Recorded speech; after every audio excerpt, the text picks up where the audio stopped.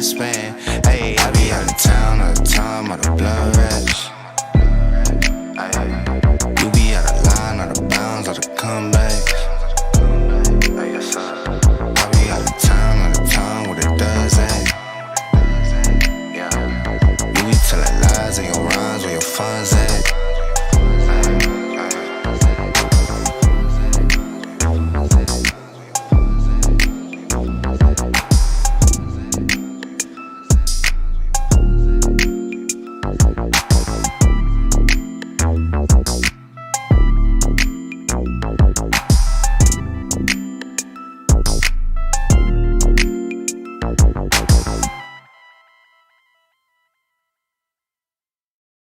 That's what he said with Cedric D. Sanders. Which way?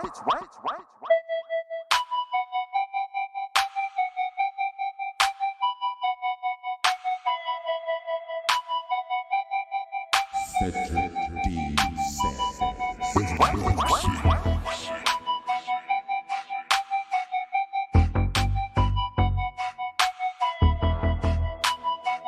They probably just eat ass with a baby spoon. That's what he said. That's what he said. Yeah. That's what he said. Yeah. That's what he said. Yeah. That's what he said. Yeah. That's what he said. Yeah. That's what he said.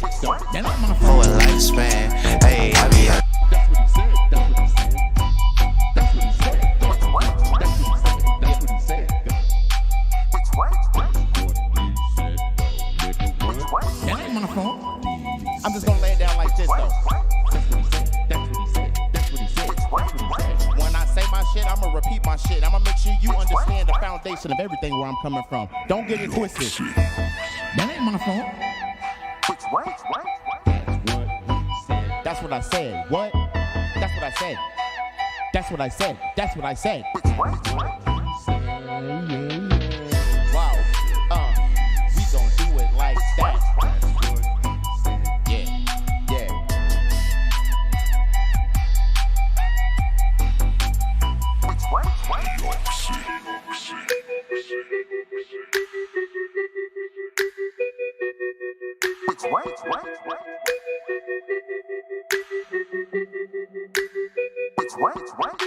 They probably just eat ass with a baby spoon.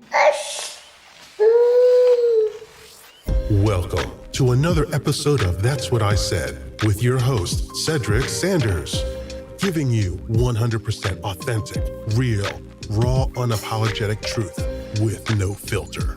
The broadcast starts now.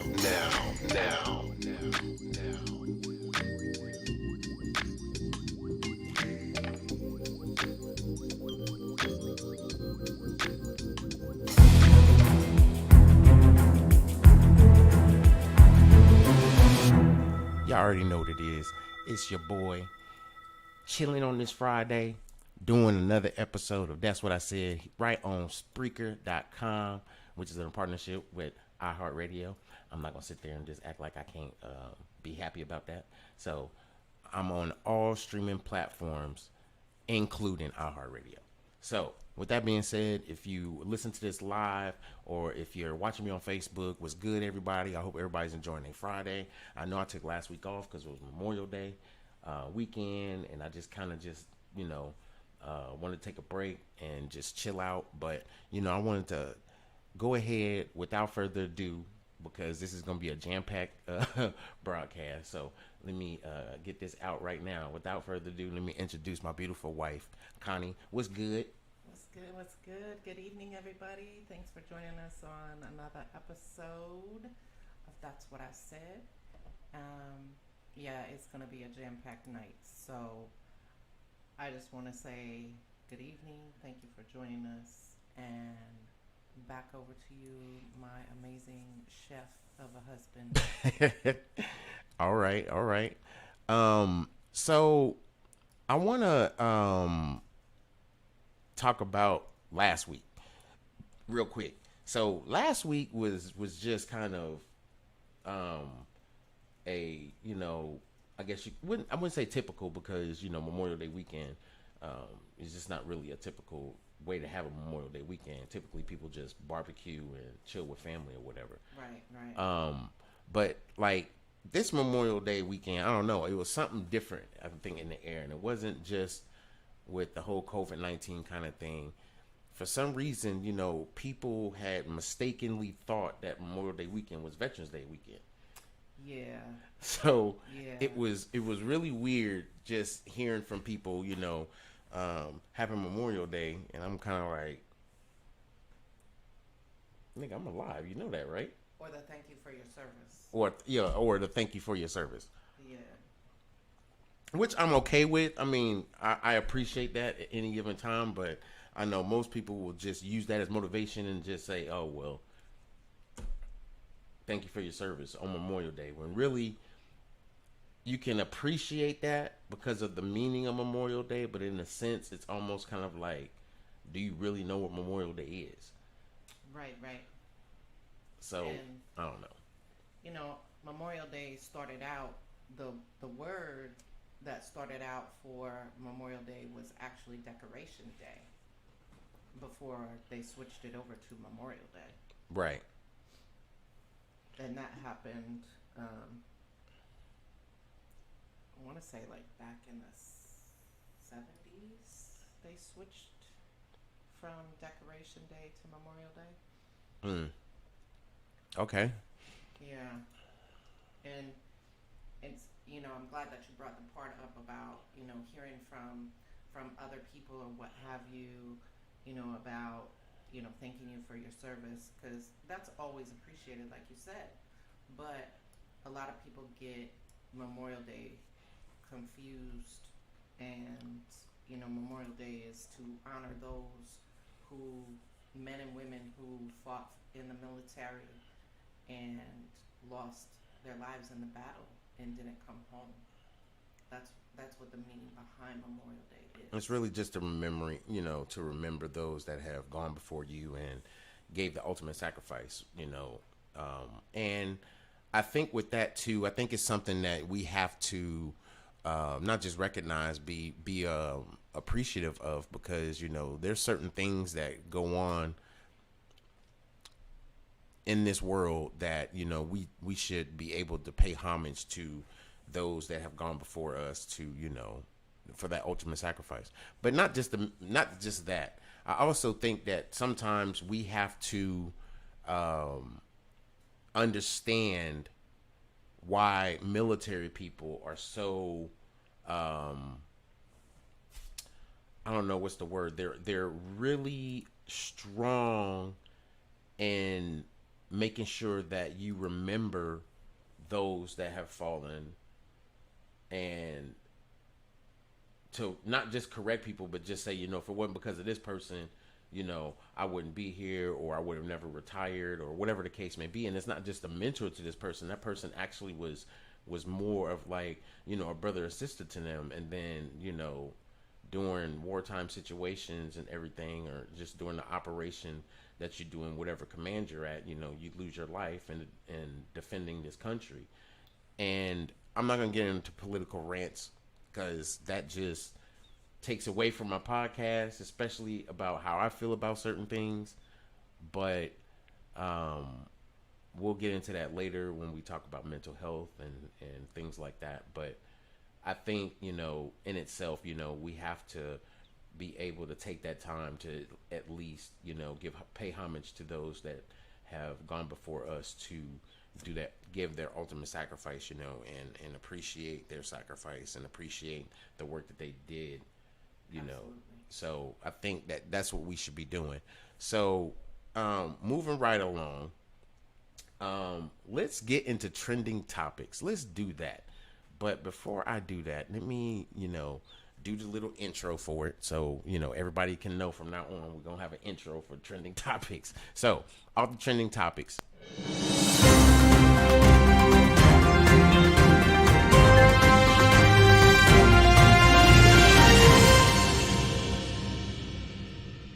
to this week's episode of Trending Topics, or Trending Trash, whichever you Trending trash. you want to use. So, this week, the first thing I have is So this teenager in Nagpur, it's a city in India, held a businessman and his family hostage with a toy gun. He was demanding money, and little did he know the police had been contacted, and they were on their way to the house. And while the police were entering the home, the businessman decided to cause a distraction and start throwing money at the bottom of this teenager's feet, so that he was, not paying attention to them and reaching for it and whatnot. And the police entered, arrested him, and the reason why he said he did it is because his own business was shut down due to COVID. Huh? So you go and do that? Wow. That's crazy. I mean, just in different countries, how people are really, affected with how the COVID, situation has just changed the whole dynamic of how we live. And let me do this real quick while I'm thinking about it. Peace and love to everybody that's watching on Facebook, on YouTube, or listening on YouTube, and who have downloaded the Spreaker app and are listening to me via the Spreaker app. So, what else is going on in trending trash? I mean, I need to get a dump truck. That's what I need to do. I need to get a dump truck sound for trending trash, because that's really what it is. But anyway, Go ahead. So, earlier this week, a massive sinkhole opened up and now is threatening to swallow a home near the Mexican capital. Oh, wow. Like, the sinkhole is ginormous. Well, damn. I mean, yeah. Can we say they eat ass? I mean, it's like they instead Go of ahead. they just You eat ass with a baby spoon. I mean, they really are just like, yeah. the earth is just swallowing fucking shit up. Right. What else? So apparently Nike, Lord have mercy, released an unauthorized shoe that Vanessa Bryant designed for her late daughter Gianna and Kobe. And she found out only because somebody had posted online on social media that they copped the pair of the shoes. Wow. Right. So Vanessa Bryant is currently at war, for lack of better words, with Nike right now, trying to figure out how the shoe was released without her authorization. Right. And that's sad, because I think when you try and create something in a, memorial kind of way, and, you would hope that it would fall into your wishes as far as not being seen or anything until it's actually released or whatever. That's sad. That's just blatant disrespect, in my opinion. I mean, I don't care how you look at it. It's disrespect. You can't just sit there and feel this woman's pain because, it's just, I don't know. People are just fucking assholes. That's what it is. I mean, excuse my language, but it's not that I really need to excuse my language, but I mean, right. I'm just passionate about that shit. I mean, I think that's the reason why we are in the situations we're in right now, because people don't respect each other's privacy. People don't respect each other's space. People don't respect each other's understanding when it comes to just honor that person and honor what they want. Right. I don't know. Respect their wishes and all that. Yeah. Yeah. Some people are, in particular Nike. You guys. Yep, you're assholes. I mean, that's the only way to put it. You guys are straight assholes. But I mean, you can eat ass too. But I mean, you're really an asshole for that.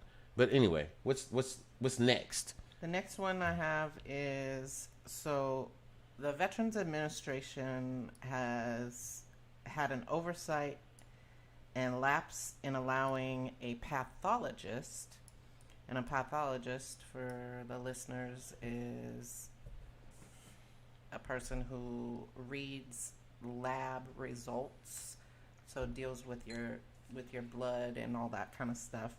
So they allowed this pathologist to commit serious medical errors. And earlier, they said in January they sentenced him, but all this information is coming out from the investigation. And they sentenced him to 20 years for involuntary manslaughter and mail fraud. And I say that because there was multiple deaths that had occurred from patients because of his negligence. Right. That's crazy. It is.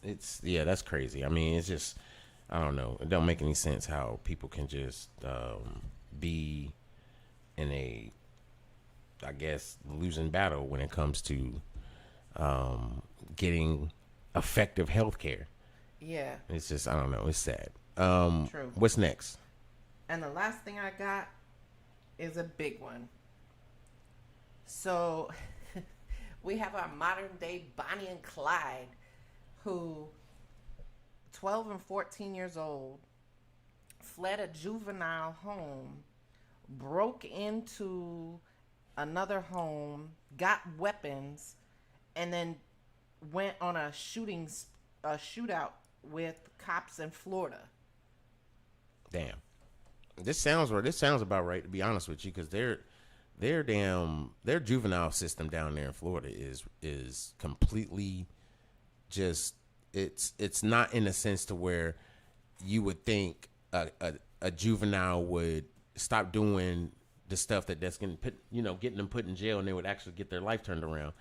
And they got these little halfway houses that's out there that's just, I mean, they end up turning out to be fucking trap houses. I mean, let's be real. That's what they end up turning out to be, because Damn. The teenagers don't, that are troubled and into this life of crime, they don't get rehabilitation. They don't get no kind of rehabilitation at all. It's just strictly a area for them to put their head at, get a job, be on probation, do whatever it is they got to do, spend the last few months in the halfway house, and then they go, to someone else's house and probably terrorize the fuck out of them, because really, those, like I said, those halfway houses they have for those juveniles is ridiculous. It's stupid. Yeah. But anyway, It's just really sad. that was trending topics. Yep, that sums it up. So before I get into the main topic, I'm gonna briefly talk about this crazy ass cryptocurrency. Like, it's bipolar. It really is. I'd like to think it's bipolar. Just like the weather? I mean, it's sitting there. Yeah, weather is definitely bipolar. I mean, but I think, like, right now, I think, to be honest with you, cryptocurrency, when I talk about cryptocurrency, I think it needs its own little tag music. So I'm going to try this out. The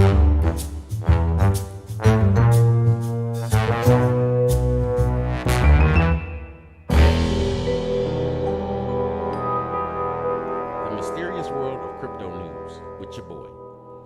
So I'm really into this theory that a lot of people are talking about now, because cryptocurrency is really being affected by social media. Absolutely. So Thursday, a tweet went out from Coinbase saying that they now will accept, well, actually it went out earlier in the week. It went out on Monday. That earlier in the week, by Thursday, they'll be able to trade and accept payments for Dogecoin. In the interim, from Monday till Thursday, you can actually deposit your Doge into a wallet on Coinbase, and you'll start being able to buy it on Thursday. So when Coinbase dropped this Twitter or tweet on Monday, it set Dogecoin through the roof. Well, I wouldn't say through the roof, but it sent it into raising because people were buying it. Yeah. Now, this is where slut magic comes into play. That's why I played the music. Okay? Should I play it again? I mean, I think I should. This is when slut magic happens.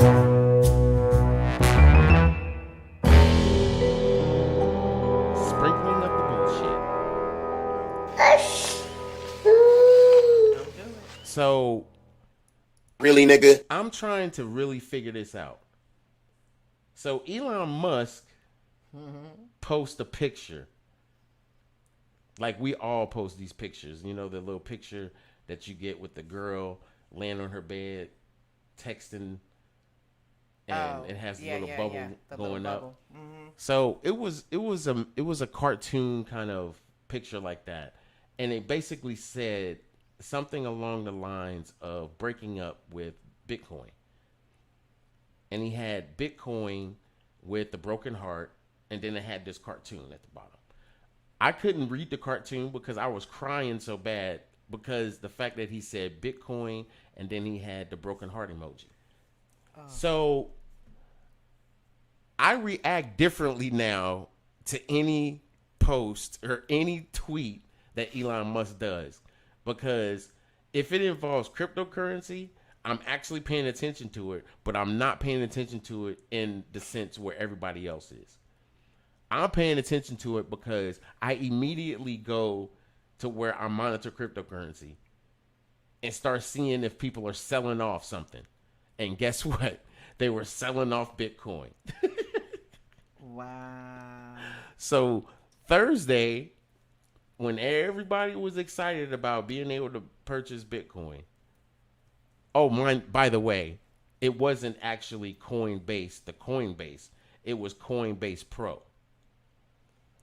So Coinbase has two different platforms, okay, to trade cryptocurrency. The first one is Coinbase Pro, which is set up almost in a trader's like app, to where you see the lines, you see the different ups and downs, you see your different green and red bars going up and down, so you get to see all that stuff.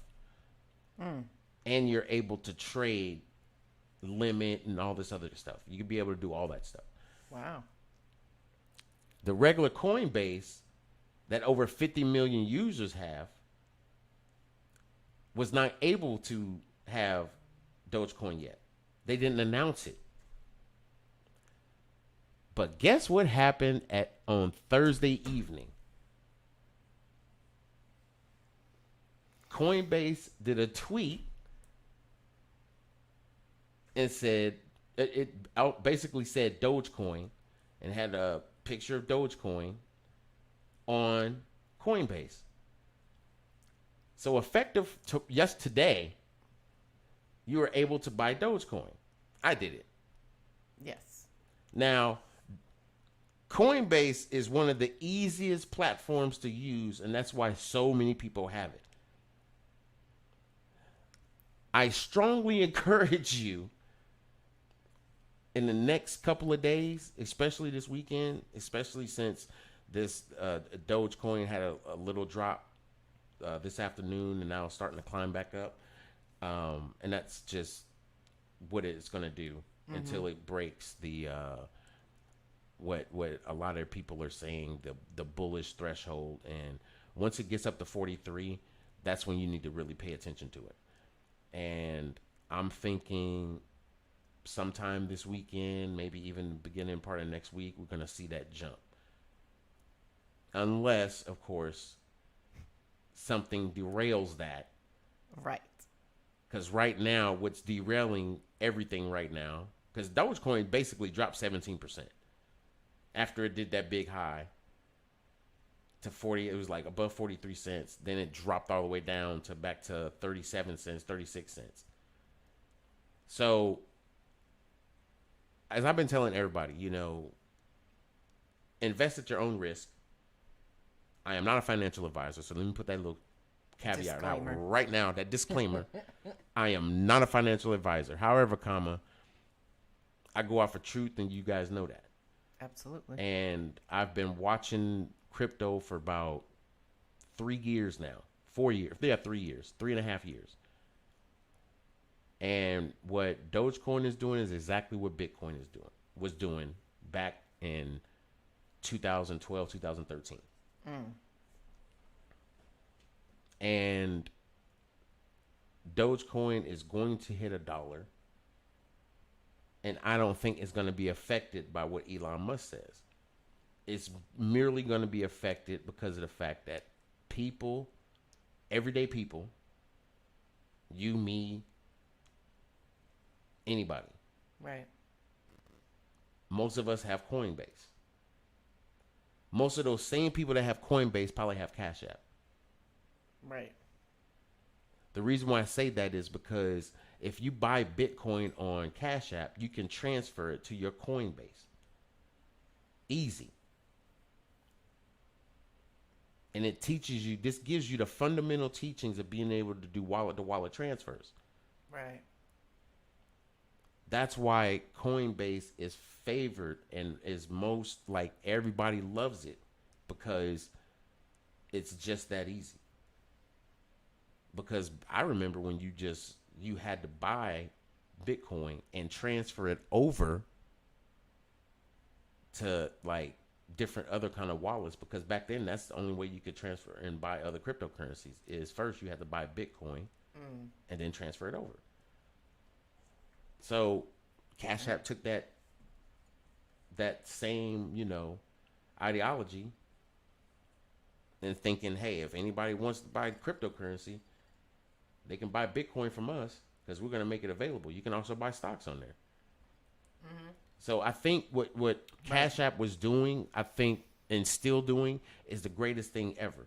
It's allowing the common people that want to be able to quickly exchange money, learn and understand how to invest their money, and understand what stocks are, and understand what cryptocurrency is. Because once you really start understanding stocks, then you'll start doing options. Yeah. Options, I ain't gonna even lie, I think options is where the money's being made. I know it is. It's not about buying 15, 20 Apple, stocks. It's about putting $5,000 in your portfolio or $10,000 in your portfolio and playing options, buying 10 freaking contracts in a stock that you know is going to go up, and buy a call and hold on to it for like 2-3 months. And then when it hits that mark, the payoff is ridiculous. Yeah. And that's how people are flipping their money. They're buying options, and they're watching the stock market. They're paying attention to the stock news. Just like when you're on Cash App. Right. You're paying attention to the stock. You're like, damn, this stock is really doing good. It's like going up, going up, going up. Then you hear about options and you learn about it, and you're like, wait a minute. This stock I have been going up, and they said it's going to keep going up. They plan on it to go up to $30. It's at $20. I wonder if they have a call for the 30 that I can buy. And then you go on there, and Robinhood actually has a great explanation for all of that. Oh, wow. So it tells you what the call is, and it tells you when you put your money in there what the call is. I'm not gonna lie. I feel you, sissy. But it tells you everything. It breaks it all down and everything. And it's really, I think, an opportunity for minorities, especially, to be able to capitalize on this, because I guarantee you, if they got YouTubes on how to do this and how to understand it, Yeah. they are damn for sure going to start having a lot more people in our community being millionaires. I'm just saying, a lot of our community pays attention to YouTube. And when you pay attention to YouTube and you learn certain things, you try to create your own, craft. You try to create your own, ability to do what you like to do. Yeah. Yeah. And once you master it and become good at it, who's going to stop you? A hater can't stop you from making money. The only person that can stop you is you. Exactly. The only person that can stop you is you. You versus Going you. into the next segment, let me throw the music back in here, because I used it already, but I'm gonna use it for 2 segments. I'm gonna use it for the spirituality side. Oh.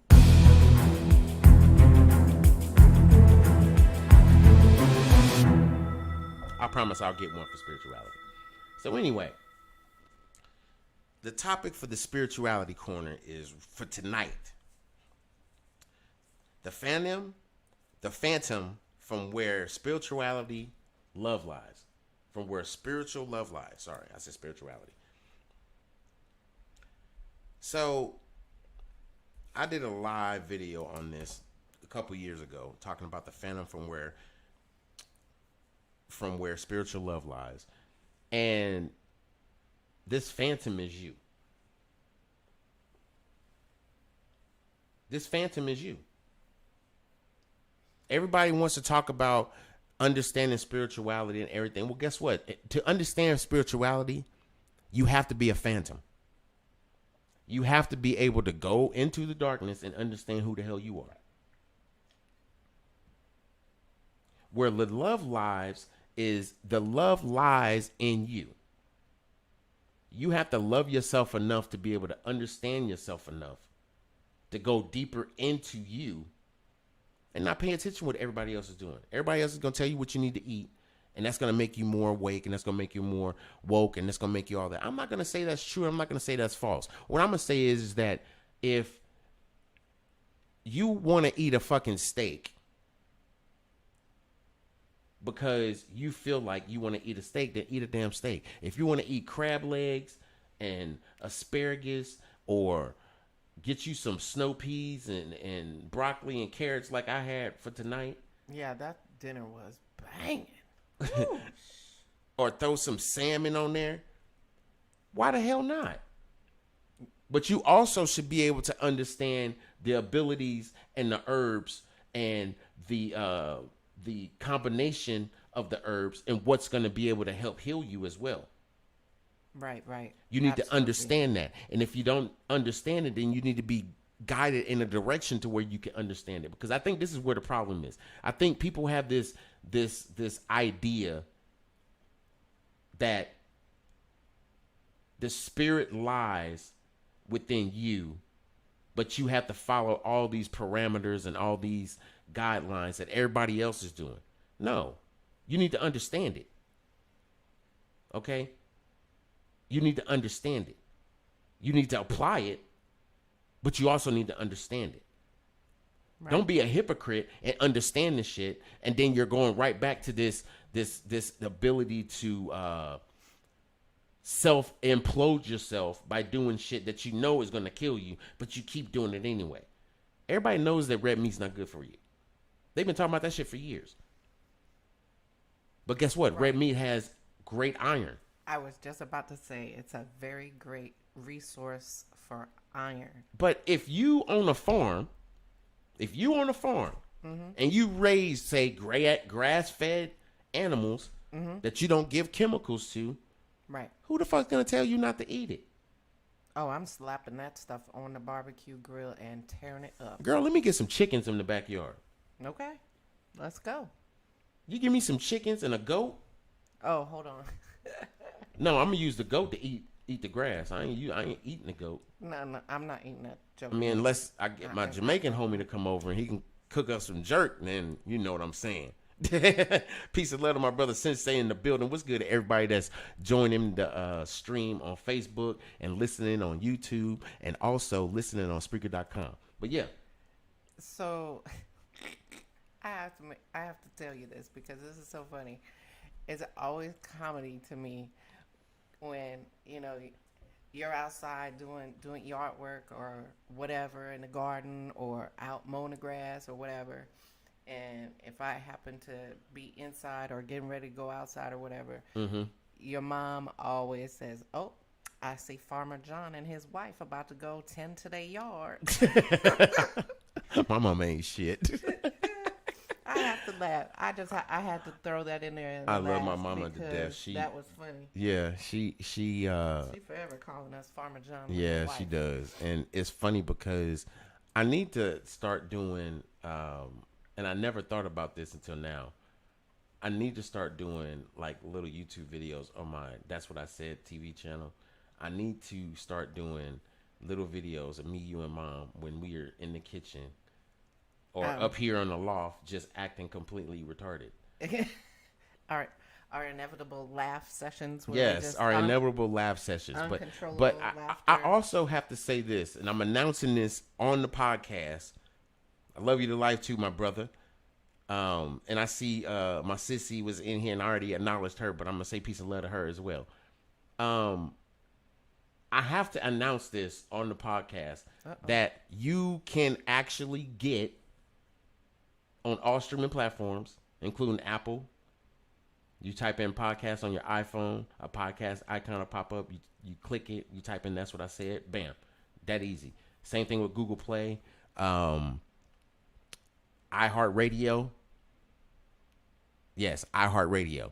So being that this is getting simulcast and sent out live to all these streaming platforms, I have to be structured more. So you may see on Facebook and here everything is structured. Why? Because the more viewers and the more listeners you get, the more attention you have. And guess what? I won't be doing these Facebook Lives anymore.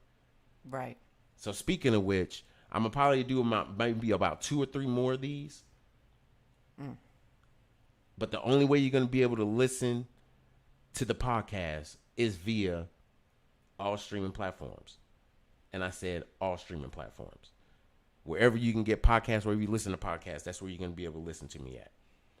So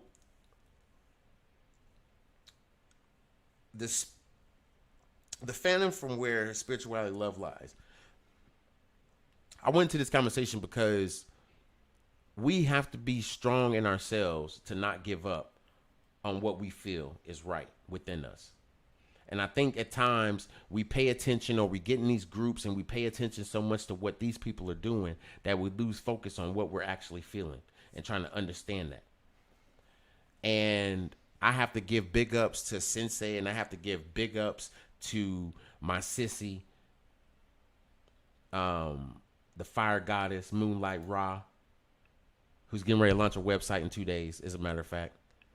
So y'all need to make sure that y'all go to this website. What's that website, baby? I Am Lamone? IamLamone.com. IamLamone.com. Y'all need to follow me on Facebook. I'm telling you, this girl is doing big things. She's an author, a goddess of spirituality, of understanding herbs, understanding creativity beyond belief.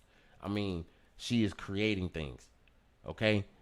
My brother Sensei is going all over the country with this healing. If you ain't joined the group, Healing Time, you need to type it in the search bar, Healing Time, add yourself to the group. The brother puts powerful information out there. He's doing seminars. I know he's doing Dallas, Texas. He's also doing Atlanta. And then following Atlanta is Vegas. Correct. So make sure y'all are tapped in. So the other caveat I'm throwing out there is, besides the we're being streamed on all streaming platforms. Also, do I need to tell him that? That's up to you. I'm gonna leave that one up to you. Dun, dun, dun, dun. What should I go? No, what you think I should say? What you think I should say? Give it to him. No. Come on. No, you tell him. No. Mm-mm. See? Nope. So You started the podcast. This is your baby. This okay. is your child. So I'm actually gonna start doing a clubhouse room that is going to not just give better exposure to my podcast, but you'll be able to hear me live and direct, and being able to get conversation out there and actually hear me kind of, live, not scripted, because none of this is scripted. None of my podcasts are scripted. The only thing we script is the topics. I don't write down a playlist of what I'm going to say or anything else because, being 100% real, authentic with who you are, you don't need a damn script. All you need is a damn outline. That's just me. I mean, I think it points, when I get to a bigger platform and I need to be scripted, then I'll be scripted. Then I'll do a show where I have bigger and, other people coming on. But anyway, so yes, I'll be doing a clubhouse room.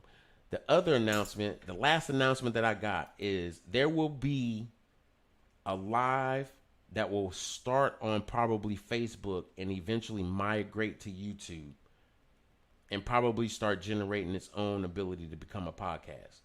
And I'm talking about the conversation with the 3 C's. Now, the conversation with the 3 C's is probably going to be one of the best, rawest, without a shadow of a doubt, unfiltered conversation. I'm not throwing all these things out for people to sit there and be like, damn, he's always got some shit going. No, if you want this bread, you got to hustle. And you got to be able to make opportunities for people that talk about opportunities that you see potential in. And I see potential in a lot of people. And I've been talking about this and I've been talking about this and I'm announcing it. So it's out there in the airwaves.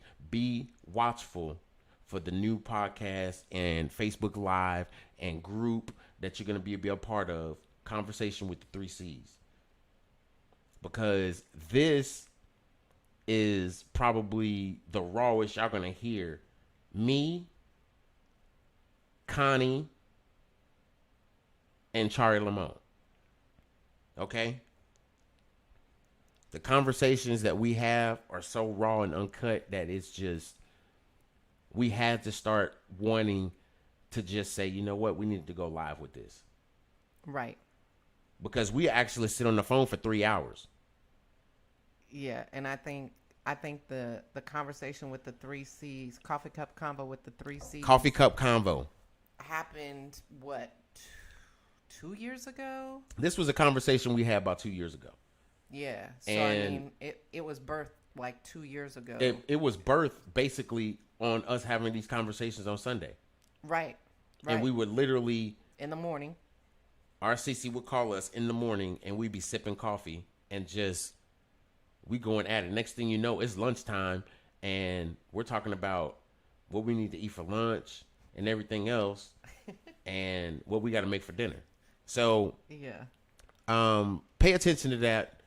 For those that's following me, for those that's not following me, I really don't care because it's going to get out there anyway because I have faith and I got confidence in my ability to do what I do. And I'm also going to start having guests. I mean, there's people that watch me on Facebook. There's people that follow me outside of my Facebook audience, and they're listening to me on these different platforms that's out there. So I'm saying that to say this, that if you want to get in contact with me, or if you want me to follow someone, or if you want me to listen to someone, or if you want to be a guest, you need to message me and you need to follow me on Facebook, Instagram, because I'm going to start doing lives on Instagram as well, and YouTube. That's what I said. That's all you got to type. You want to follow me on Twitter? That's what I said. Everything is that's what I said.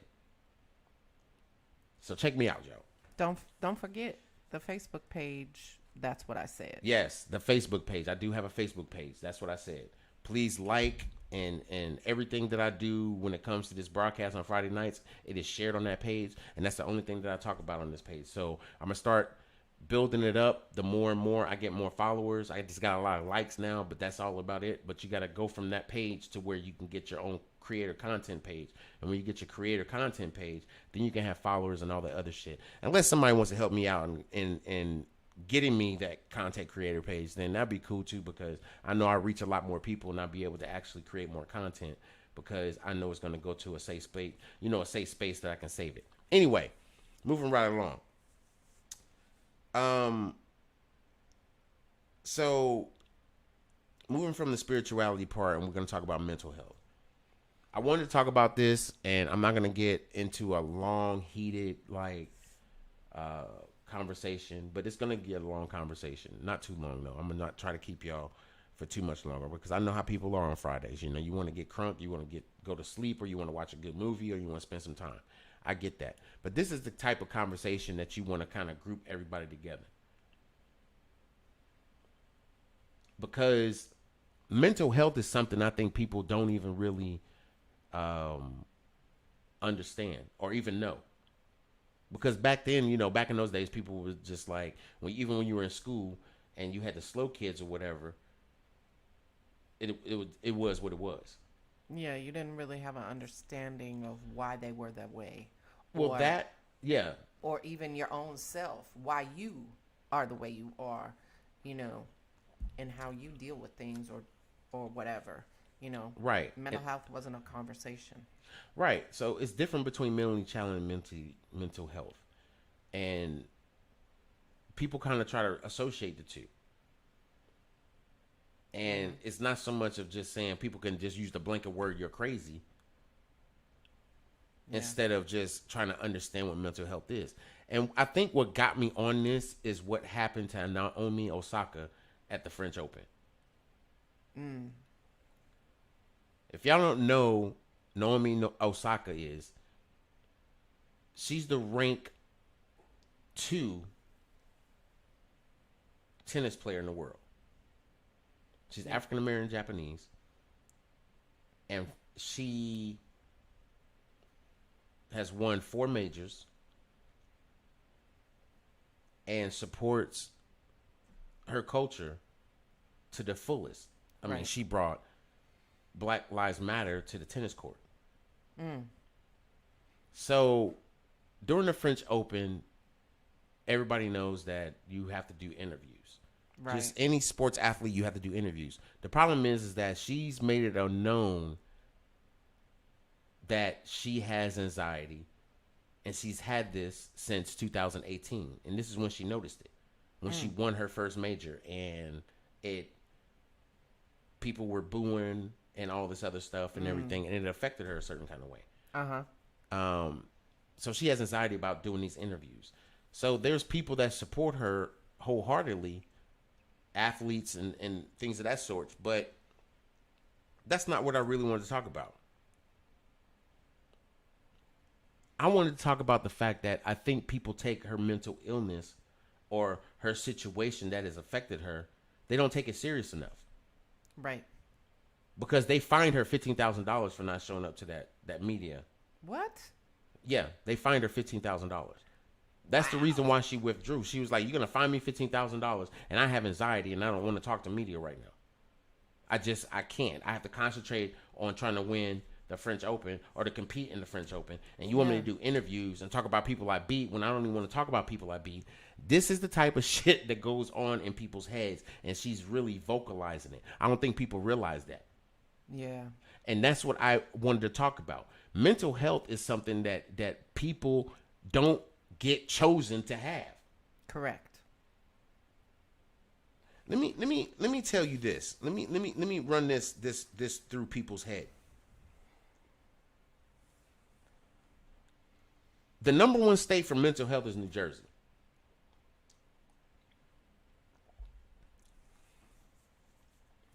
And this is any mental health. This is any mental health issue. It's not just focused on anxiety. It's not just focused on PTSD. This is just mental health as a whole. Correct. 16% of the population in New Jersey has mental health issues. And that's per capita of? That's per capita. Of 100,000. Based on the population. Yeah, 100, based on 100,000. For every 100,000 people, 16% of those people will have mental health issues. Yes. Well, And let's go that's to sad. let's go to a step further. Who's the second state? Texas. Yeah. Texas is the second state. Which is odd. Because I wouldn't suspect that Texas would. I mean, even though being the largest state in the U.S., I wouldn't suspect them being ranked number 2. But this is based on population. Yeah. Listen to what I said. Based on population. Look how small New Jersey is compared to how big Texas is. Yeah. And Texas is number 2. Guess who the number 3rd state is? Maryland. Yeah. Maryland ain't that big. Nope, sure ain't. Oh, But guess what? Mental health in Maryland is almost at 17%. and who's number 4? Yeah, guess who's number 4? Where we live at? Virginia. Ain't Yeah. that a bitch? Yep. This is the problem, okay? And these are real mental health statistics. Real mental health statistics. These are not made up by anybody. These are real, raw mental health statistics. Now, I want to this- put that disclaimer out there so that Well, the not people in only the that- audience know that. Right, but not only that, think about this. And I see LaVoy who's coming. He's like, Texas because he lives in Texas. Yeah, Texas, bro. Number 2. But this is the thing. The World Health Organization, Right. not to talk shit about Trump, but he, of course, pulled us out of the World Health Organization in Yeah. 2020 Yep. because he wanted to save money and everything else. But that's another story. The World Health Organization that does these stats is getting these stats, and I have to kind of pause when I say that, because we know there's a certain amount of people in the community that won't get medical insurance. Correct. There's people that's in our house that we know for a fact have mental health issues, but ain't never been to a doctor's appointment ever in their life. We got people in our life, we know that. Ain't never Right. seen a doctor. They know what a doctor is, but they ain't never no. Right. So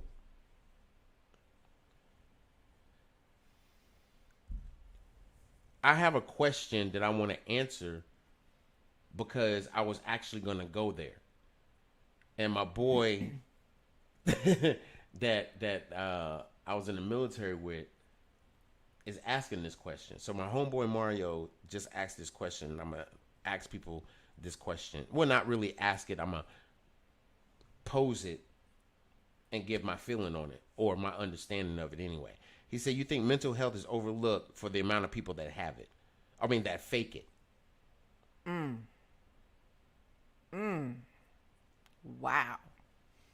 Now, see, this is something that I see a lot. Not even mention get accused of the shit. But there's people out there faking mental health issues because they know they can get a check for it. I was just about to say they know. And all they got to don't- do is act a certain way, be a certain way. And that's sad. And it I'm sorry. That is so right. It's so sad because the people that have real mental health problems or issues, the different portions of mental health problems, and you have these other people that are out there faking this to get that disability check or not have to work another day in their life or whatever. Right. And there are the people that have true mental health disorders and they're fighting to get a fraction of a disability check. I mean, something. I mean, Right. My that's a free goodness. check. It said, how do the state determine you have mental issues? This is the thing. And I've said this on my podcast before, and I'll say it again on this one. I suffer from PTSD and anxiety, okay? bad anxiety. Mild bad PTSD. I wouldn't even say mild bad. It's bad because Connie's looking at me like, really, nigga. I gotta play it. Sorry. Really, nigga? So I have nightmares probably 2 to 3 times a week. At least. I have always, since me and Connie been together, will not go to the grocery store, but only 2 times a day. One is early in the morning, and the other one is early in the morning. And I didn't say that to be funny. I said that to be serious because that's really what I do. Right. I do not like going to the grocery store or any place late in the afternoon or whatever. And if I do go, guess who's going in there and my ass is in the truck? That would be me. I'm being dead ass. I'm not trying to be funny. I'm being straight serious. I will not go in there. Correct. My anxiety is through the roof. I do not like being any place with a bunch of fucking people.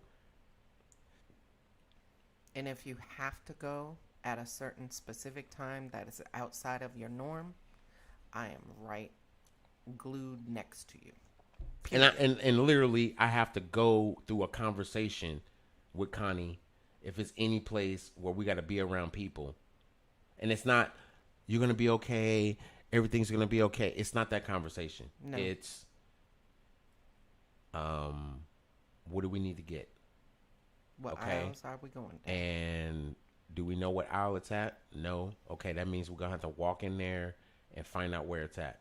So are you okay with splitting up if you find something and then I can go search for this? I mean, this is the conversation we're having because literally I'm plotting how I'm going to attack this mission. And I'm not trying to be funny, and I'll say that again. I'm not trying to be funny when I say this shit, but it's the truth. Right. This is our reality. This is the reality I live. We go to Walmart and there's something we have to get. I'm like, okay, we need this, this, and this. And you said we need to get this. I really don't want to be in this fucking store that long. Can we just get what we got to get and get out? Well, since we're here, let's get this and this. All right, fine. Fuck it. Let's go. Hurry up. Right. I'm getting what I need to fucking get. Get everything else. You need to meet me back here in 5 minutes. And what ends up happening, I didn't got what I needed to get. I mean, I'm serious. I didn't got what I needed to get because I'm an asshole. I'll go through the store and I'll boom, boom, boom, grab my shit and I'll keep going. Connie is shopping. Babe, you know they got this. I don't give a fuck about that. What's the shit that we needed to fucking get? You see how many people's in this fucking store? Right. And you're looking for the exit. I'm like, the door, I'm like, you know what? Take this shit. Yep. I will take my ass in the truck. I will warm that bitch up. And guess what? By the time she's walking out the front door, the truck is pulling the fuck up. Very true. I mean, there's been a time or two that we've gone to a store or what have you, and the atmosphere got really weird while we were there. Yeah. And we left what we had in our hand to purchase. We left and walked out. Yep.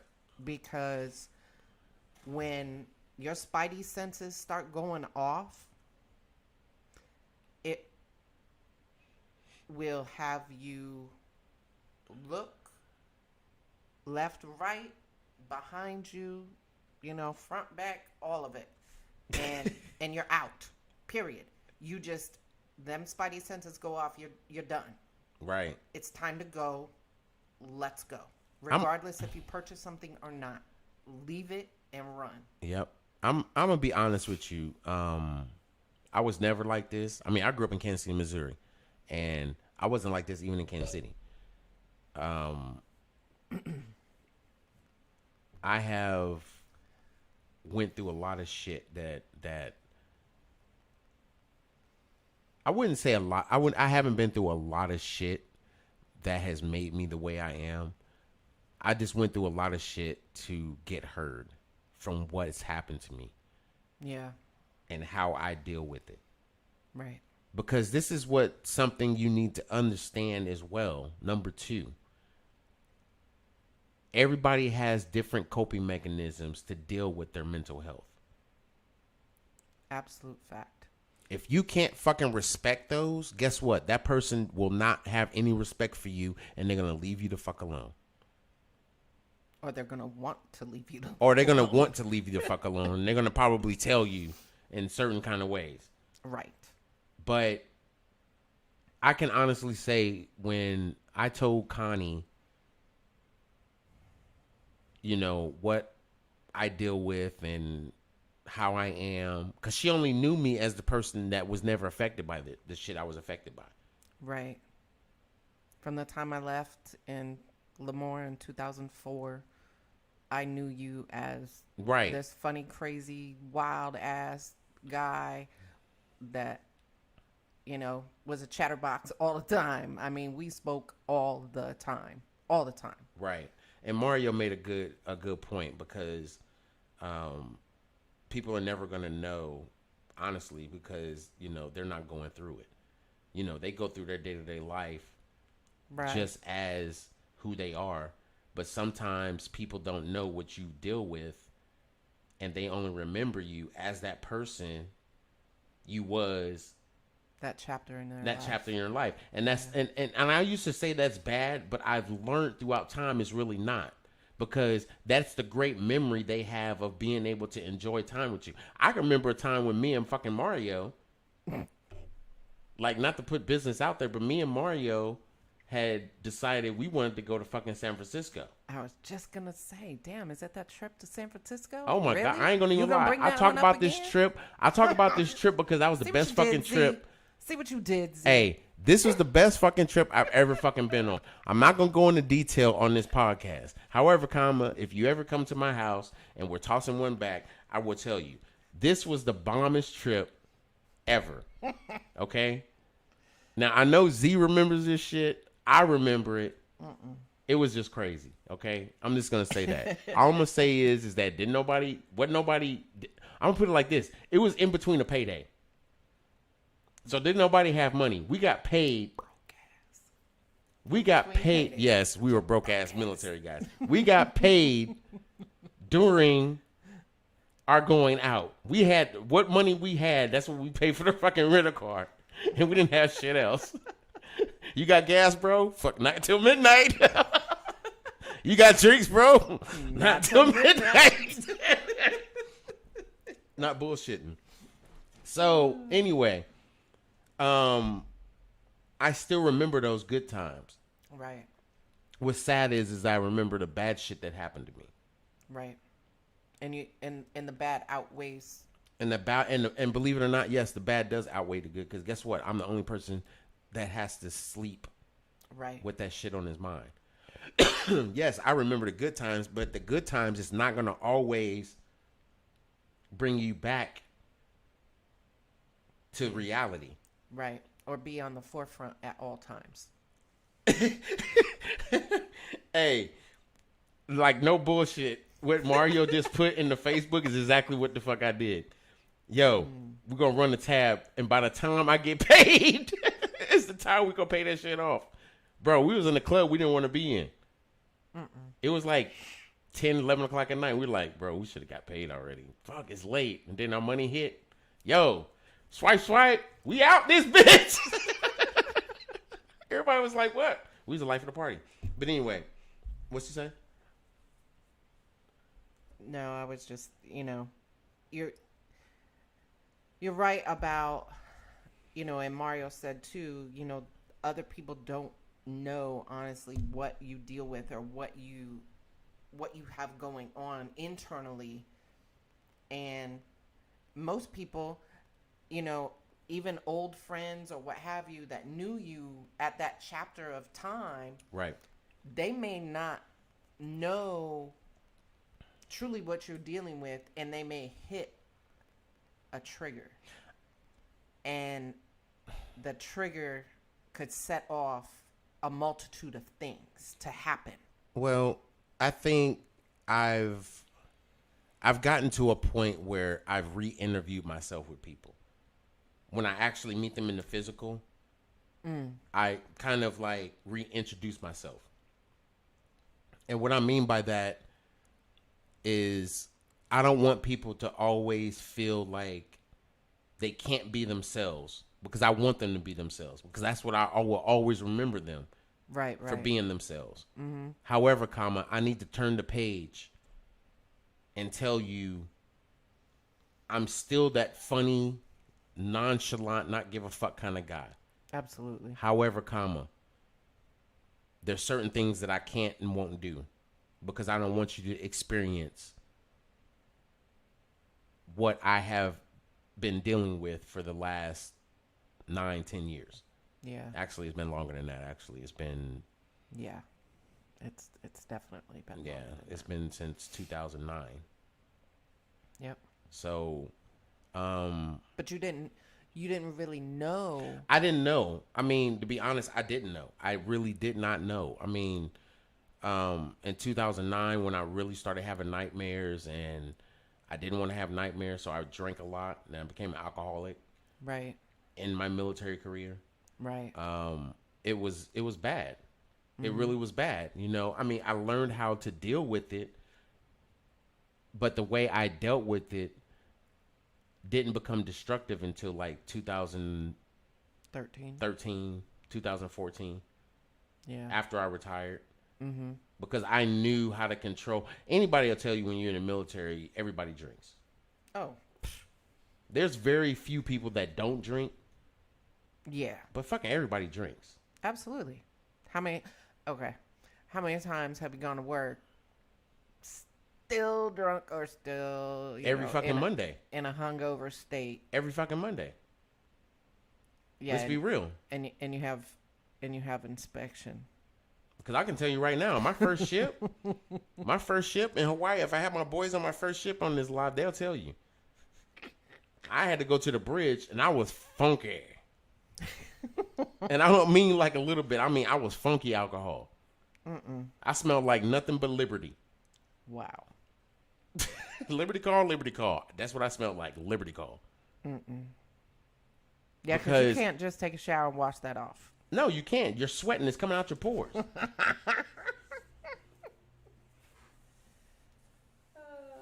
right. Exactly. You're sweating. It's coming out your pores. Ain't no shower going to take care of the alcohol that's in your system brewing, trying to reach an out. Yep. Yeah. Mario was right. It's like, hit the port. Want to go see the sights? Nah, bro. First bar we see. Nigga, I'm sitting my ass down. I'm dead ass. I'm sitting my ass down. And I'm straight on my fucking my card because I didn't save money. Right. Yeah, I might have been paying a whole hell of a lot on child support, but guess what? I had money. I saved it. Yeah. We pull in the port.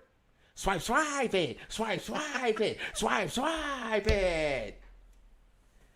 Oh my goodness.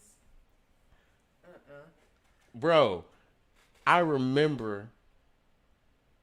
Okay, short C story. I don't want to do this, but I'm gonna do short C story. It's my podcast. I can do what the fuck I want. So, short C story.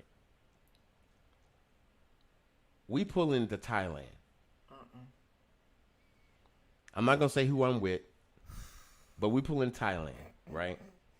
We get a hotel room, and it just so happened where the hotel was, we didn't see all the bars and stuff because when we pulled in, it was just like, it was everything was kind of closed because that's how Thailand is. Thailand don't open until after sunset. It's like a butterfly. Oh, okay. Didn't know that. So when you pull into Thailand during daytime, you see, just different parts of the towns and stuff, and you're like, oh, okay, this is nice. It's really nice. We go into the hotel, we drop our bags off and everything. We're like, yo, we gotta go to that bar that's on the corner because it was a bar that was there. It was like shit right there, and it's like I think that's our ATM machine. All right, bet, bruh. We pull up to this bar, and then we get paid. Oh no, bruh. I was known as the 10,000 baht man. Oh, this story. Yes. I pulled done. 10,000 baht out, which is a lot of money in Thailand. In the U.S., I think it's about $500. I mean, you talking about making it rain? Yeah. We go to one part of Thailand where the bars are, and they got the Thai boxing that's choreographed. And then they got these houses. They got these long-ass stairs that go up. I didn't know what the hell they was until I walked up in there and seen the ping pong ball getting shot out of somebody for JJ. I was like, yo! I'm done. When you hear Tupac, No. and it's like some gangster song. I mean, like, really, we heard Tupac. Wow. I don't deny it. I'm a straight rider. You don't want to fuck with me. Boing! A damn ping pong ball was shot out of this girl's for JJ. And hit this dude in the back of the head. I was like, yo, I'm out. I'm out. Nope. They was like, you ain't gonna stay? Nope. This ain't my thing, bro. I'm out. Smell like pink salmon and raw rhinoceros feet. I'm out. I mean, it smelled like bum kneecaps in that bitch. I'm like, for real. It didn't smell like nothing good. You want that drink? No, I'm getting the fuck out. Thank you. Have a nice day. Have a nice day. Love you long time. No, fuck you long time. I was done. I mean, I was done. I was done. Really, nigga? I mean, I didn't give a shit. But, yes. Bottle service for Johnny Walker was like $7. Like dead ass. He said he watched the show 3 times. I'm just saying. I mean, it was. I'm done. I'm just saying. I'm so done. Oh, and I gotta give a shout out to, hey Mario. I watched your gaming lives when I wake up in the morning because he's on West Coast and I'm on East Coast. Bro, yeah, it's ridiculous. that shit is funny as hell. I get up in the morning and Connie be getting up, going to take a shower, and I be laying in the bed just sitting there looking at these damn gaming videos. That's the first thing I look at in the morning. So shout out to my boy. He got his own Facebook gaming live video. Y'all got to check him out. He's funny as hell. He does Call of Duty Warzone. He's all the chain. Sometimes he does Apex, but yeah, he's been mainly doing Call of Duty Warzone. But anyway, yeah. I don't know. I got to a point like even like then in Thailand, it was like you find ways to have fun, but not even understanding kind of like what you're going through. Okay. Because like in Thailand, not to give a time frame, but it was still fresh in my mind. Oh, yeah. So it really wasn't affecting me. Not yet. But I was starting to just drink more. So it was still fresh in my mind, but I was just drinking a little bit more. Trying to block it out. Trying to block it out. And a lot of people, I think, do turn to alcohol or some type of drug that causes... And marijuana ain't a drug. Let me throw that out there. But go ahead. Or allows them to decrease or block out the pain or what have you from that situation that occurred for you to have the mental health, right. problem or issue. Well, I think too, like everybody, it's a vice. And with mental health, people have vices. A lot of people's vices with mental health is what's going to numb it. Yeah, numbing the pain. And a pain. lot of it is addiction. So with me, I don't have an addiction. I never have. I try to understand what is natural that actually can help me go through me not having to succumb myself to remembering over and over and over and over again and going through that process of what I remember because it's vivid detail. Yeah. So. And it's hard to talk about. And I won't talk about it on the podcast. Maybe when I get some more listeners and viewers and stuff and people that open up and talk about their thing because they're comfortable talking about it because they can be candid. Okay. But at some point I will. I'm just not going to do it on this podcast because I've already been on for a while, and that's not the lane that I want to go on right now. Right. But it is mental health. So I'll talk about it. I'll talk about it briefly. I won't talk about it in detail because I learned that when I was going to counseling. You got to talk about what hurts you the most, because what people don't know what hurts you is what's hurting you. Wow. So, during the deployment, there was a tsunami. And we're in Hong Kong. And it was the day after my birthday. So, I was born on Christmas. And the day after Christmas, we pulled into Hong Kong. Well, there was a earthquake and a tsunami that happened. And what kind of fucked me up was the bodies in the water. Yeah.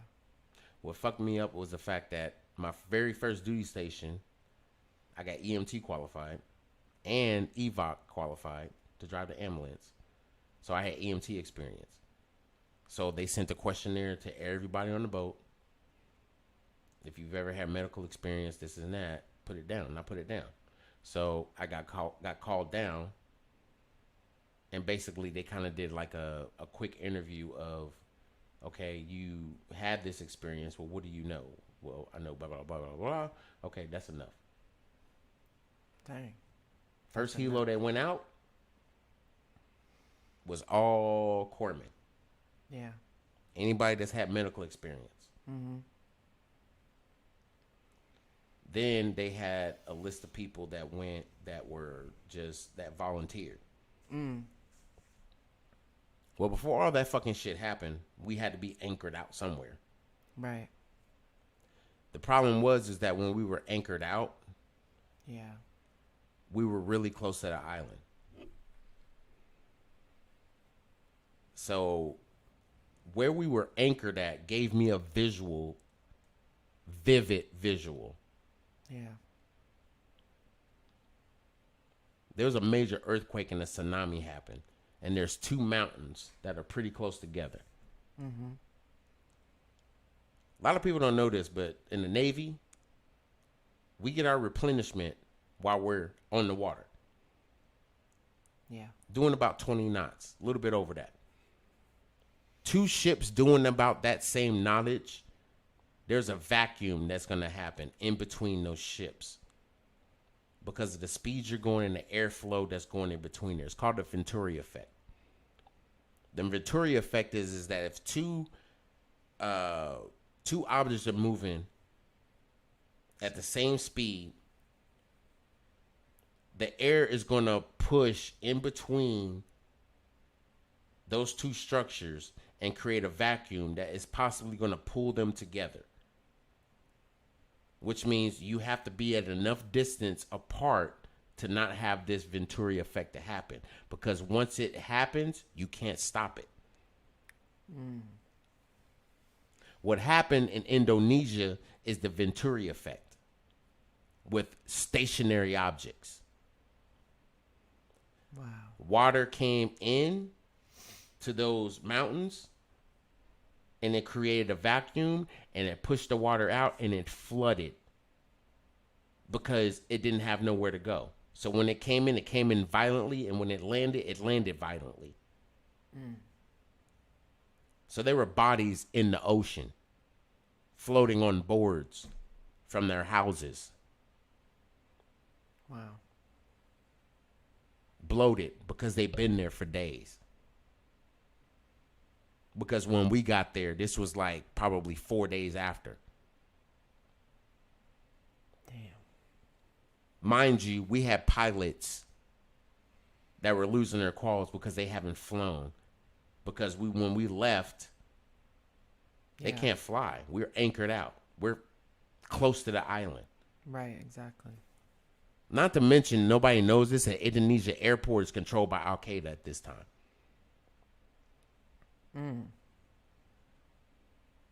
So we're doing operations during all this bombing, all this 9/11 shit. Yeah.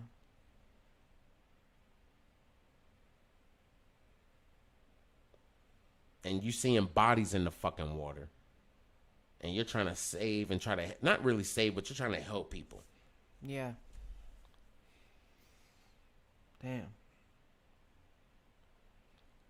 Right, yeah. And and like I said, I don't like talking about that shit, but that's the shit I remember because it was like, I felt like I couldn't do shit. I couldn't help. Yeah. I mean, because we would go, when we go smoke, and this is where I saw the bodies, I would go smoke on the, like, we would go in the bridge wing, and we would come out of the AO shop and go smoke. And everybody smoked there. It was right there by my fucking office. Right, right.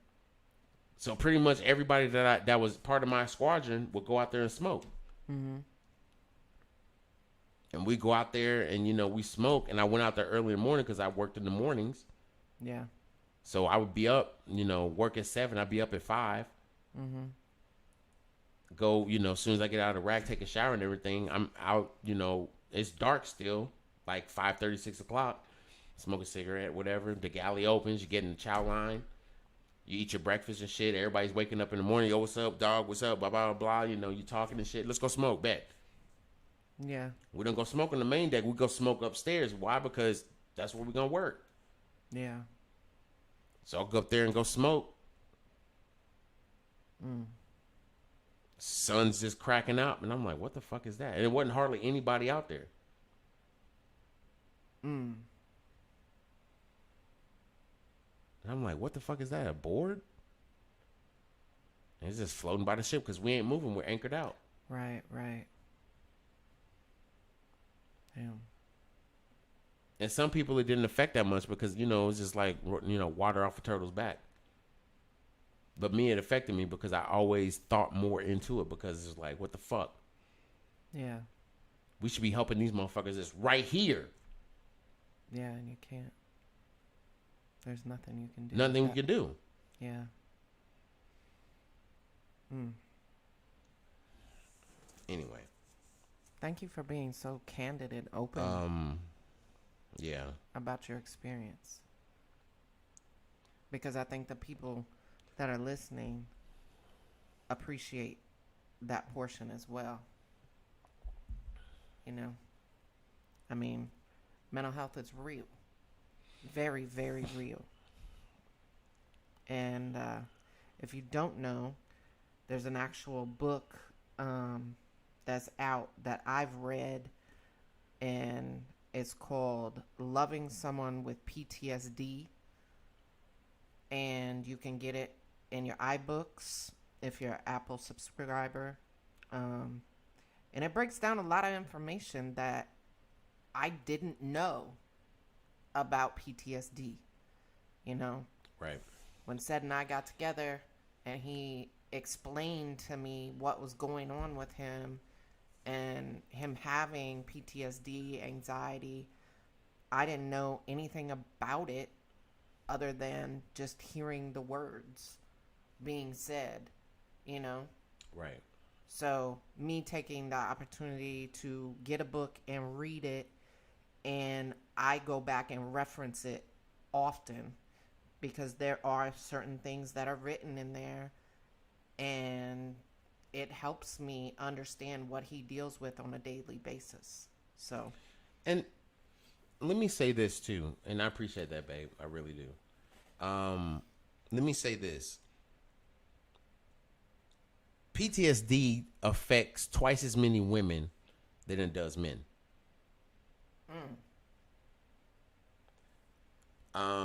Something else that I know, and this will probably shock the world, probably not, but Canada has the highest rate of PTSD.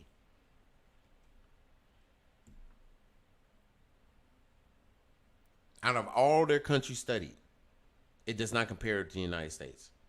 wow. Really? Per capita, it doesn't compare. Okay. And what I mean by it doesn't compare is that it's not even in competition. United States is not even in competition with Canada right now. Canada has the highest rated of PTSD And this is the reason why. I had to do some research on it and look at it. I was like, Canada? I like Canada. Why does it have such a high rate of PTSD? Because of domestic violence. It's domestic violence. Domestic violence is, and it's high here in the United States, and we thought it was bad here. No, it's way worse in fucking Canada. But did they provide any type of explanation as to why their domestic violence is so high? I don't think they did. I didn't really look into that. And the reason why I didn't, and I'm going to tell you why I didn't.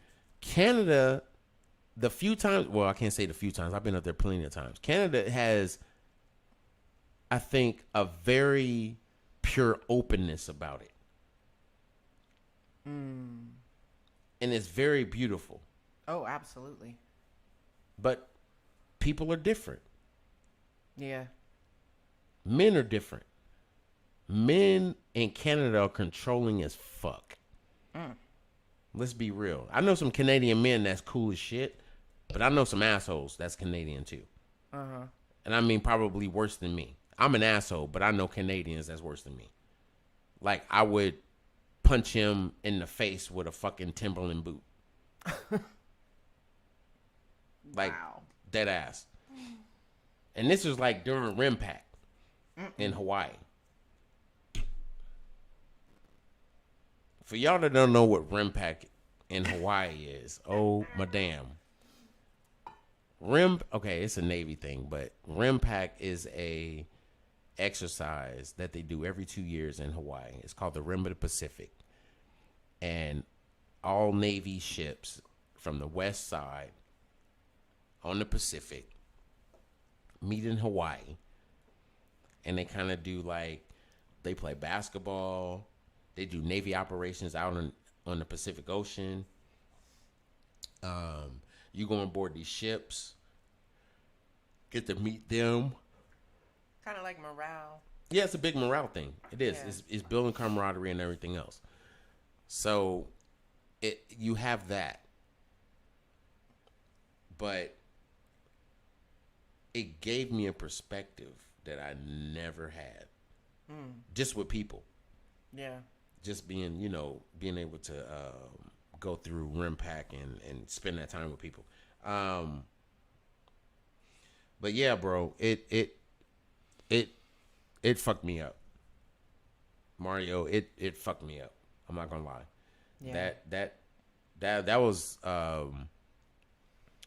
my last deployment.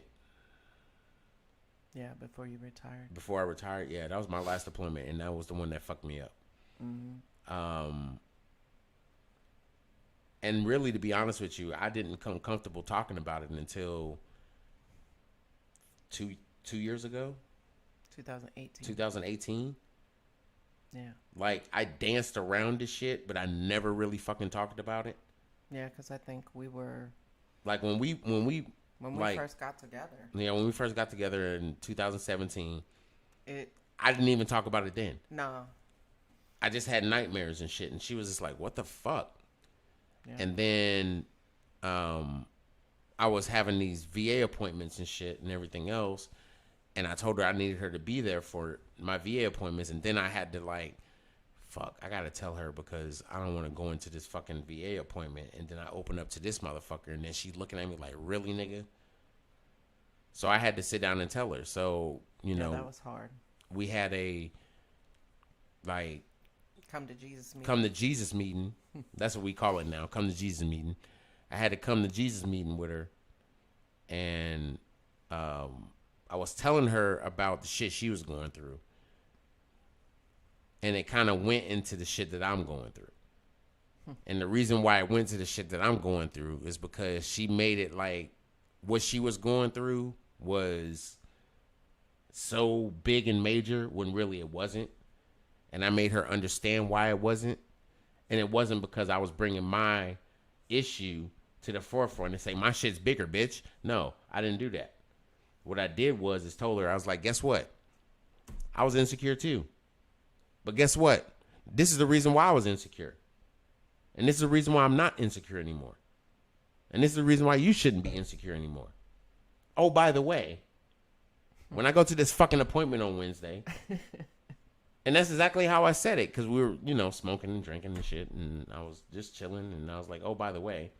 Just having a conversation. And it came out so fluently in a 45-minute discussion from start to finish. I mean, I told her details that I've never even told my fucking therapist. Yeah. I told her what time I woke up. I told her what I did. I told her all the shit that happened, and this is what happened. Who was on the boat, blah, blah, blah, all this shit, who I was with, everything. Yep. And I was like, what affected me most than everything else is the fact that I could not fucking help. Yeah. But anyway, I'm not going to make this, into a sad crying session where people are probably, oh my God, I know, I feel bad. And I don't want you to feel bad. I don't want you to feel sorry for me or anything else, because, I mean, I'm going to be real. It's more difficult trying to just deal with it and be okay with it so nobody feels sorry for me because of it than not dealing with it and drinking it away. Right. Because literally that's what I was trying to do. Because after I retired, I didn't have my Navy friends no more. Yeah. I was trying to drink it away. Right. And why? And first off, why the fuck am I telling you guys all this shit? It's because mental health is something that people have adjusted themselves to accept, and this is what they do. Right. I didn't talk to nobody about my shit. I was homeless for 2 years. Yeah. I was literally homeless. After I retired for 2 years, I was fucking homeless. I was sleeping in my fucking car. Didn't have a house, didn't have shit. No, I'm not looking for sympathy. No, I'm not looking for somebody to feel sorry for me. No, I did this to myself. And it's not because I didn't talk to nobody. It's because then nobody talked to me. Let's be real. We don't check on each other enough to where we even have conversations to check on each other and say, damn, are you okay? You don't hear from somebody for a few years. You're just like, they're all right. When in reality, you know they fucked up because they're not even the same fucking person they was when you talk to them. You know this person is having fun. Yeah, they might have been kind of just recluse with their personal shit, but they always was real with you, and they always was able to just kick it with you and shit. But when that shit stops, it's like something ain't right. Yeah. Something ain't fucking right. So. Yeah, because we lost contact for quite a few years. You and I did for. We lost contact for pretty much 5 years? 5-6 years. Yeah. Because when we got back in contact, I think it was right when you guys moved to Washington and I got orders to Washington. Because right when I got in contact with you, you was like, damn, I just moved to Washington State. I'm like, shut the fuck up. Yeah, I'm in. Oh yeah. But I mean, even after that part, when we had seen each other, talked to each other, whatever, after that, we kind of lost contact with each other, because even when you retired, I was pissed because something came up at work or something, and I couldn't come to your retirement, and I was heated. Right. Very heated because you were my boy. Right. I mean, I really wanted to attend. I really wanted to be there. So for a lot of people that don't know, I met Connie in Lemoore, California, where I met my boy Mario.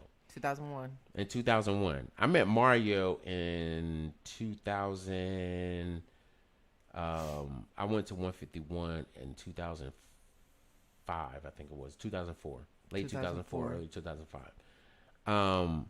So Connie had met me when I was E5, and I was just really kind of getting my feet wet in the Navy with leadership. And then she had taught me something within my job, and it kind of took me a little bit step further into my career where I made chief. And if it wasn't for her, I probably wouldn't have made chief because I wouldn't have taken myself outside of the box to learn a different aspect of my career. So me and Connie for like basically 2 to 3 years had built a great working relationship. Oh, absolutely. To where not only was I helping her with her job, she was helping me with mine. Yeah. And we were kind of like bouncing forward. We would talk to each other probably once a week on the phone. What the fuck are you doing? Nothing. I got to bring you some fucking transfers and shit. All right. When the fuck you coming? I'll be there on Wednesday. All right, bitch, later. That was how we talked to each other on the phone. Like, literally. And then for the audience that's listening, it's comical the way he's saying it, but it's reality. This was us back in 2001 to 2004. Right. So moving forward, I transferred. No, she transferred. I transferred. Then you transferred. Maybe. Because I left 125 in 2004. Yeah, and that's when I left Lemoore and went to Guam. So it was like we left around the same time. So anyway, we didn't get back in contact. I think it was until like 2008. 2008? Because I was in Hawaii. I had been a chief for a year. And that was when you made chief. No, I made chief in 2007. Okay, so I saw your name. You saw my name. That's what it was. Yeah, and you saw my name in 2007. You was like, motherfucker, you wasn't going to call me and tell me. I had to look on the list. I was like, really, nigga? Like, for real. I mean, I was like, really, nigga? Really, nigga? So, going forward, it gave me, I guess, the okay.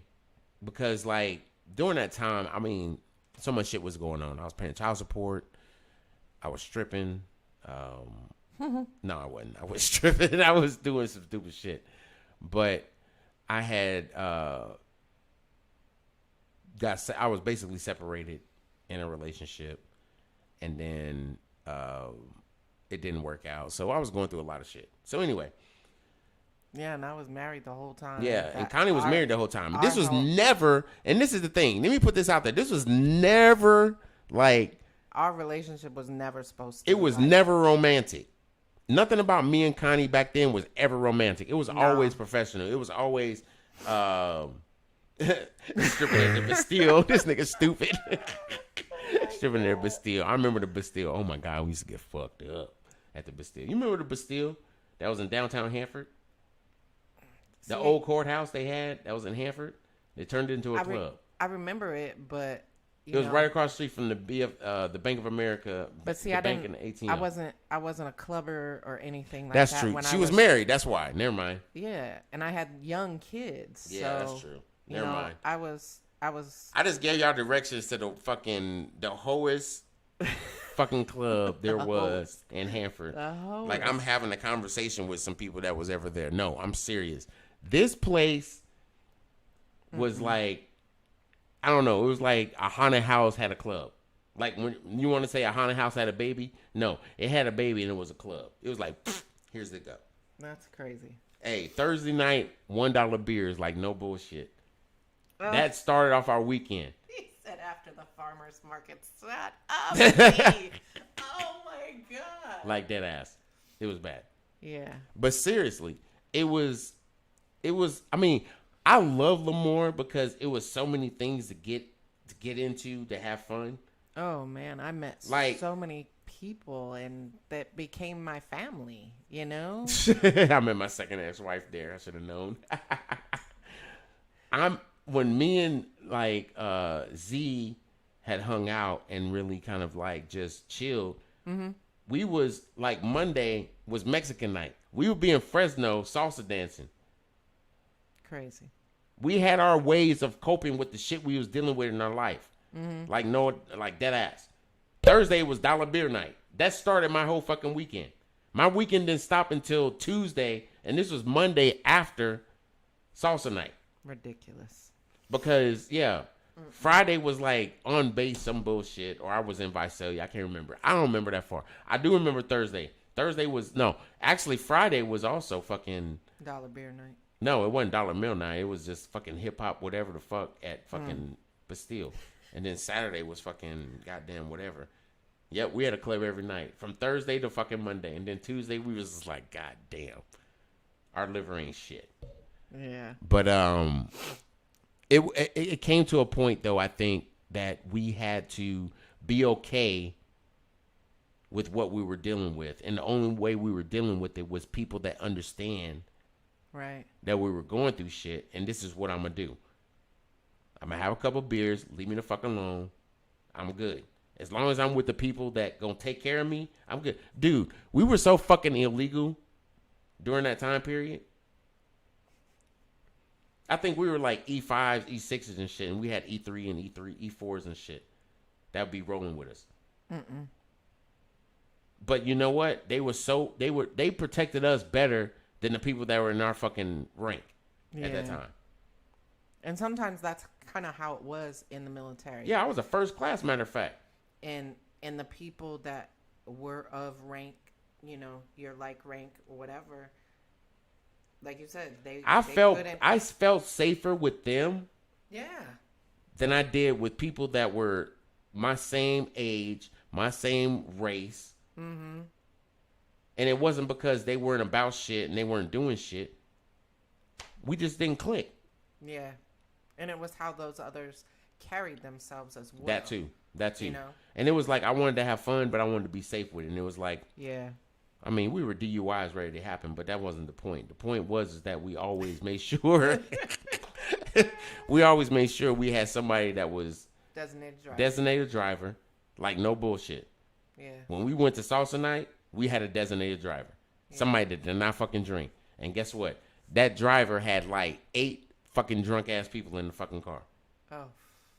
At least. Because we was all on top of each other laughing and fucking drinking on the floorboard.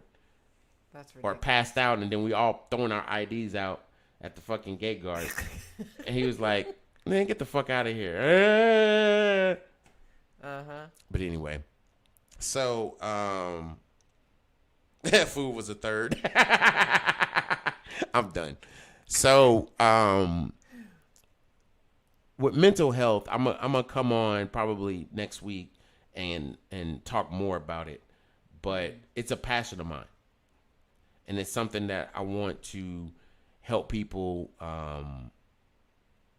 not just understand, but I want to help people that are going through it to not really get through it, but to be able to cope with it. Yeah. And get people around you that support you. Absolutely. That actually look and care after you. Because if they don't hear from you for a couple of days, it may not be a bad thing. It may be just like you just didn't feel like picking up the phone. Right, right. So, any last closing remarks before we shut this shit down? The last closing remarks I have is thank you everybody that took the time to listen to us this evening. Thank you for having this open, candid conversation about mental health and going into your story, because I think that really truly opened the eyes of the listeners to understand why you do what you do with this podcast. I appreciate you. I love you. Over to you, baby. Yeah, so I love you too, and I appreciate you, and I appreciate you taking the time to really just, get to understand, somebody you about to marry. So, I mean, shit. I think that's the ultimate thing, is just being able to take the time to understand that person and understand what they're going through. And I think with everybody, I think that's something that you need to do. If you're in relationships, you with somebody you love, get to understand that person, get to understand them. You may understand who you are, but understand who you with. Really understand what they've been through. Understand why they do certain things and try to help them through the process. You may not actually be able to get them through the process, but you might be able to lead them in the right direction and get them through it. So with that being said, everybody that took the time to listen to this podcast, I appreciate you. Everybody that's paying attention to me on Facebook, I love you.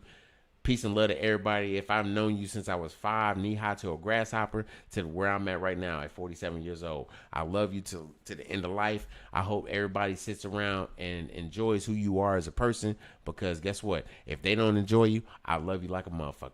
Peace and love to everybody.